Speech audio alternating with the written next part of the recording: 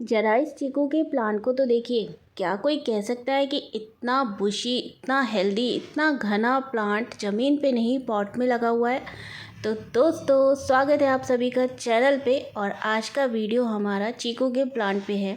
और जी हाँ दोस्तों, ये चीकू का प्लांट हमारा छत पे लगा हुआ है, जो कि एक ग्रो बैग में लगा हुआ है। इस चीकू के प्लांट को आप देखिए, कितनी सारी इसमें फ्लावरिंग आ रही है। तो दोस्तों, किसी भी फ्रूटिंग प्लांट पे, पॉट में लगे हुए फ्रूटिंग प्लांट पे इतनी सारी फ्लावरिंग पाना क्या आसान है? बिल्कुल भी नहीं। इसका एक सीक्रेट है, वही सीक्रेट आज के वीडियो में शेयर करने वाली हूँ। तो पहले इसकी फ्लावरिंग पे एक नज़र डालिए। हर एक टिप पे बंचेस में फ्लावरिंग लगी हुई है। प्लांट पे एक सिंगल पेस्ट नहीं दिख रहा है और प्लांट पूरी तरह से हेल्दी है। तो दोस्तों, इस चीकू के प्लांट को मैं 1.5 साल पहले नर्सरी से लेके आई थी, जो कि ग्राफ्टेड प्लांट है। सबसे पहले तो यही कहूँगी दोस्तों कि जब भी आप पॉट में, टेरेस गार्डनिंग करते हैं, कंटेनर में जब भी कोई भी फ्रूटिंग प्लांट लगाने का सोच रहे हैं, तो हमेशा ग्राफ्टेड प्लांट या एयर लेयरिंग से रेडी किया हुआ प्लांट ही ले। सीड ग्रोइंग प्लांट जो कि गवर्नमेंट नर्सरी में काफ़ी सस्ते मिल जाते हैं, 20, 30, 40 रुपए में आपको मिल जाएंगे फ्रूटिंग प्लांट, उसे ना लें। क्योंकि ग्राफ्टेड प्लांट जितनी जल्दी फ्रूटिंग कर देता है, सीड ग्रोइंग प्लांट में उतना ही ज़्यादा टाइम लगता है। ज़मीन में भी लगाएंगे आप सीड ग्रोइंग प्लांट, तो आप 2 से 2.5 साल तो कम से कम वेट करना पड़ेगा। लेकिन ज़मीन में फिर भी ठीक है, ज़मीन के लिए लगाना है तो आप जो है सीड ग्रोइंग प्लांट लगा सकते हो। लेकिन पॉट में लगाना है तो आप हमेशा ग्राफ्टेड या एयर लेयरिंग से रेडी किया हुआ प्लांट ही सेलेक्ट करें। मुझे कई सारे कमेंट्स आते हैं कि हमारे नींबू के प्लांट पे बिल्कुल फ्रूट नहीं आते, फ्लावर्स नहीं आते, बाकी गुआवा के प्लांट पे, चीकू के प्लांट पे कभी फ्रूटिंग नहीं आया। तो जब मैं उनसे पूछती हूँ कि आपने ग्राफ्टेड प्लांट सेलेक्ट किया है या सीड ग्रोइंग प्लांट है, तो वो कहते हैं कि हमें तो ग्राफ्टेड का आइडिया ही नहीं है, जो सस्ता मिलता है हम वो लगा लेते हैं। तो सस्ते के चक्कर में बिल्कुल ना पड़े। ग्राफ्टेड प्लांट भले थोड़े महंगे आते हैं, लेकिन वो आपको रिज़ल्ट देंगे। और आपका जो शौक़ है फ्रूट लगाने का घर पे, तो आप वो शौक़ पूरा कर पाएंगे अगर आप एक अच्छा प्लांट सेलेक्ट करेंगे। तो मेरा जब ये प्लांट आया था, एक सिंगल स्टेम में था और इसमें 2 छोटे छोटे से फ्रूट लगे हुए थे। लेकिन वो फ्रूट, क्योंकि मैंने रिपोर्ट किया प्लांट को, शौक लगा, वो ड्रॉप हो गए। और बहुत छोटे प्लांट पे अगर हम फ्रूटिंग ना लें तो अच्छा होता है। तो लास्ट ईयर भी इसमें कुछ फ्लावर्स लगे थे, लेकिन सारे के सारे फ्लावर्स ड्रॉप हो गए थे, फ्रूट में कन्वर्ट नहीं हो पाए थे। तो ग्राफ्टेड प्लांट से भी पॉट में फ्रूटिंग पाना इतना आसान नहीं है, क्योंकि वो एक लिमिटेड अमाउंट में मिट्टी में लगे हुए होते हैं, गमले में लगे होते हैं। तो हमें पोषण का भरपूर ख्याल रखना पड़ता है। हम जितना अच्छा पोषण देंगे उतना अच्छा परफॉर्म करेगा हमारा प्लांट। तो ये जो पिछले 7-8 मंथ से मैं इस प्लांट को अच्छे से ध्यान दे रही हूँ, ताकि मेरा ये प्लांट अगर लगा है तो मुझे काफ़ी अच्छा रिज़ल्ट दे पाए। तो इस बार इसमें कुछ फ्रूट्स भी बन रहे हैं और फ्लावरिंग आप देख सकते हैं कि गजब की हो रही है। हर ब्रांच पे इतने सारे फ्लावर्स लगे हैं। हालांकि पॉट में लगे हुए प्लांट से बहुत सारी फ्लावर ड्रॉपिंग, फ्रूट ड्रॉपिंग होती है, लेकिन कुछ कोशिश करके हम एटलीस्ट 50% तक उसमें से जो है रिज़ल्ट ले सकते हैं। तो क्या इस चीकू के प्लांट को अब मैं दे रही हूँ, जिसकी वजह से इसमें इतने अच्छे रिज़ल्ट आए हैं, वो ही मैं आपके साथ शेयर करना चाहती हूँ। सबसे पहले दिखाना चाहती हूँ कि ये देखिए, यहाँ पे भी फ्रूट लगा हुआ है। ये देखिए, 2 चीकू एक साथ है। ये किस वाले ग्रो बैग में है? तो ये जो ग्रो बैग है 12 बाई 24 इंच का ग्रो बैग है। और इसमें मैंने जो मिट्टी रेडी करके अच्छी और एक बार लगा दी है, उसके बाद मैंने इसे कभी रिपोर्ट नहीं किया है। और ये इसमें काफ़ी अच्छे से ग्रो हो रहा है। और ध्यान ये रखना है कि जैसे ये देखिए, ये स्टेम है ना, यहाँ पे कोई भी इसकी ब्रांच निकलने नहीं देना है। जो छोटी छोटी ब्रांच निकलती है बरसात में, मैं तुरंत उसे रिमूव कर देती हूँ। और मिट्टी को हमेशा सॉफ्ट रखना है, टाइम टू टाइम गुड़ाई रखनी है, अच्छी खाद देनी है। खाद में मैं कभी इसमें लीफ मोल्ड देती हूँ, कभी मैं इसमें गोबर की खाद, और ज़्यादातर मैं इसमें गॉट मैन्यूर देती हूँ। देखिए, ये गॉट मैन्यूर है जो पहले दी हुई है। ये धीरे धीरे जो है डिकम्पोज़ होती है, मिट्टी में मिक्स होती है और मिट्टी को पोषण देती रहती है टाइम टू टाइम, जिससे प्लांट को एक अच्छा पोषण मिलता रहता है। तो इस तरह से हम इसमें फर्टिलाइज़र दे सकते हैं। कभी मैं इसमें वर्मी कंपोस्ट भी डालती हूँ, वर्मी कंपोस्ट भी अच्छी खासी मैं इसमें डालती हूँ। लेकिन एक चीज़ है जिससे डालने से मेरे इस प्लांट पे काफ़ी अमेजिंग से रिज़ल्ट आए हैं, वो आपको दिखाऊंगी वीडियो में।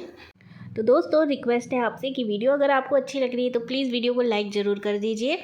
तो दोस्तों ये जो चीज़ है वो मैंने ऑनलाइन एक इंस्टाग्राम पे एक मैंने रील देखा था, जिसमें किसी ने शेयर किया था, वो सेलर हैं, उन्होंने शेयर किया था। स्पेशली वो चीकू के प्लांट पे ही दिखा रहे थे, तभी मैंने इसे ऑर्डर किया था ये चीज़ को।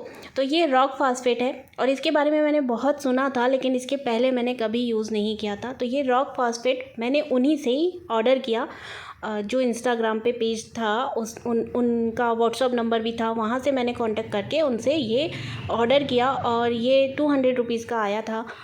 लेकिन ये पाउडर जो है काफ़ी सारा होता है, काफ़ी टाइम तक चल जाता है, और अगर आपके पास फ्रूटिंग प्लांट है तो बहुत ज़रूरी है कि आप इसका इस्तेमाल एक बार तो करके देखिए, आप खुद हैरान रह जाएंगे। और ये जो है इस तरह से पिंक पाउडर होता है और बहुत अच्छा होता है प्लांट्स के लिए। हालांकि ये वो बता रहे थे कि ये सारे फ्रूटिंग प्लांट्स और फ्लावरिंग प्लांट्स के लिए भी अच्छा होता है, गुड़हल पे भी हम डाल सकते हैं, सभी प्लांट्स में हम डाल सकते हैं। तो मैंने ऑर्डर कर लिया था क्योंकि मेरे पास भी कुछ फ्रूटिंग प्लांट्स हैं जिनमें बिल्कुल कभी भी फ्रूटिंग नहीं आ रही थी, और इसी पाउडर का इस्तेमाल मैंने अपने ड्रैगन फ्रूट प्लांट पे भी किया था, जिस वजह से मेरे ड्रैगन फ्रूट प्लांट पे इस साल काफ़ी अच्छे से फ्रूट बनने लगे हैं। तो दोस्तों ये जो पाउडर है ये इसी पॉट में रखा हुआ था, और एक दिन क्या है कि मैंने छत पे यूं ही छोड़ दिया था, भूल गई थी, तो ये भीग गया था पैकेट, इसलिए इसकी कंडीशन जो है इस तरह की हो गई है। और काफ़ी दिन हो गए ऐसे मंगवाए हुए।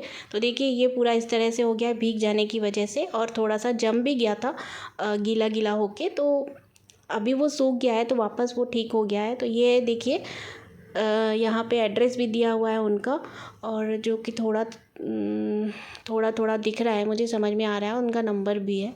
अगर किसी को चाहिए होगा तो आप मुझे कमेंट करिएगा। तो फिर इनका जो नाम है और इनका जो नंबर है, कॉन्टैक्ट नंबर है व्हाट्सअप वाला, वो मैं आपको दे दूँगी, या मैं कोशिश करूँगी अगर इनका लिंक मिलेगा तो मैं लिंक भी डिस्क्रिप्शन बॉक्स में दे दूँगी। अभी मुझे पता नहीं, मुझे ढूंढना पड़ेगा, तो मैं अभी बोल नहीं रही हूँ कि मैं दे ही दूँगी। अगर मुझे मिला तो मैं डिस्क्रिप्शन बॉक्स में दे दूँगी, आप चेक करिएगा।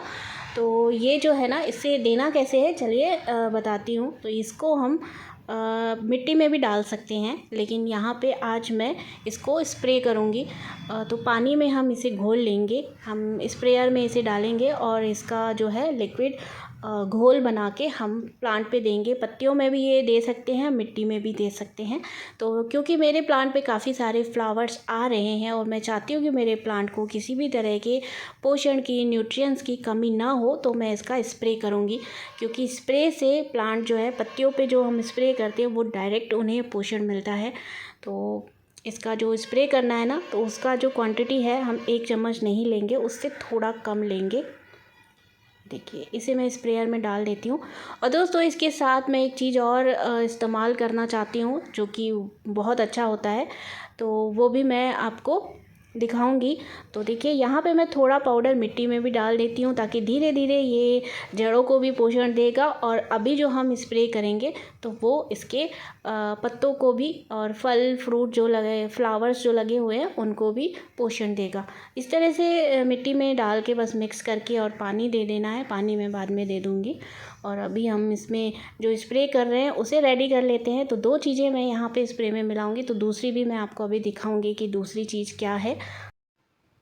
तो जो दूसरी चीज़ है वो है ये मैग्नीशियम सल्फेट।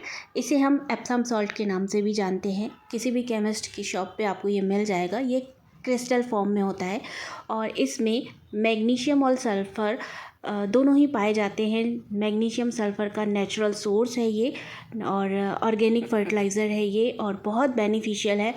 क्या फ़ायदा देता है ये पौधों को, तो ये पत्तियों की हेल्दी ग्रोथ के लिए और फ्रूट और फ्लावर डेवलपमेंट में हेल्प करता है।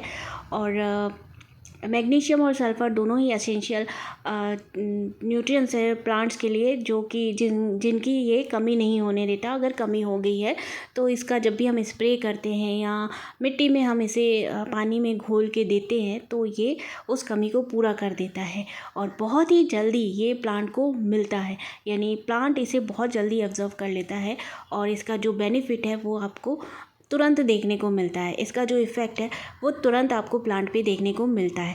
जब भी हम नया प्लांट लगाते हैं, नए जो छोटे छोटे सीड्स से हम प्लांट ग्रो करते हैं, तो जब हम उन सैपलिंग्स को इसका फर्टिलाइज़र देते हैं तो 2 से 4 दिन के अंदर आपको उसकी ग्रोथ में डबल देखने को मिलेगा। उसकी ग्रोथ जो है डबल हो जाती है, बूस्ट हो जाती है। इतना अच्छा ये काम करता है। तो यहाँ पे मैंने एप्सम सॉल्ट और रॉक फास्फेट दोनों का ये जो लिक्विड बनाया है, इसे हम अच्छे से घोल के प्लांट पे अप्लाई करेंगे।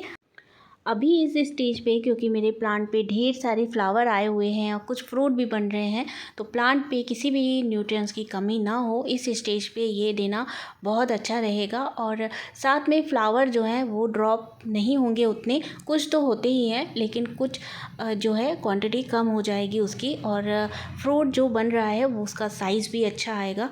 तो इस स्टेज पे इसे देना अच्छा रहता है। जब भी आपके प्लांट पे फ्लावर्स या फ्रूट लगे हों तब भी आप इसका स्प्रे कर सकते हो। और टाइम टू टाइम अगर हम इसका स्प्रे करते रहते हैं तो हमारा प्लांट ऑलवेज़ हेल्दी रहता है। और जब भी प्लांट हमेशा हेल्दी रहेगा तो वो हमेशा अच्छा परफॉर्म ही करेगा। यहाँ पे हमारे छोटे गार्डनर को स्प्रे करना था, तो क्योंकि ये पूरी तरह से ऑर्गेनिक फर्टिलाइज़र हम दे रहे हैं प्लांट पे, तो कोई रिस्क नहीं है, बच्चे भी इसे कर सकते हैं। हमें किसी से भी पेट्स होते हैं कई लोगों के घर में और बच्चे होते हैं, तो कई चीज़ें होती हैं जो हम स्प्रे नहीं कर सकते प्लांट्स पे, तो हम इस चीज़ का स्प्रे हम बच्चों के साथ और पेट्स के साथ भी कर सकते हैं। बिल्कुल सेफ़ ऑर्गेनिक फर्टिलाइज़र है दोनों ही चीज़ें। तो दोस्तों, अगर ये जानकारी आपको ज़रा सी भी हेल्पफुल लगी हुई हो तो प्लीज़ वीडियो को लाइक और हाइप ज़रूर कर दीजिएगा। एक वीडियो बनाने में बहुत ज़्यादा मेहनत लगती है, तो प्लीज़ प्लीज़ प्लीज़ वीडियो को सपोर्ट करिएगा। और ये वीडियो आप शेयर भी कर सकते हैं अपने उन गार्डनर फ्रेंड्स के साथ जो कि फ्रूटिंग प्लांट्स या फ्लावरिंग प्लांट्स ग्रो करने में इंटरेस्टेड होते हैं। तो अगर कुछ चीज़ें जो मैं नहीं बता पाई हूँ वीडियो में और आप जानना चाहते हो तो प्लीज़ कमेंट कर दीजिएगा। मैं कमेंट जो भी आते हैं, अगर रिक्वेस्ट होती है किसी चीज़ की तो उस पर वीडियो सेपरेट बना देती हूँ, तो ज़रूर कमेंट करिएगा।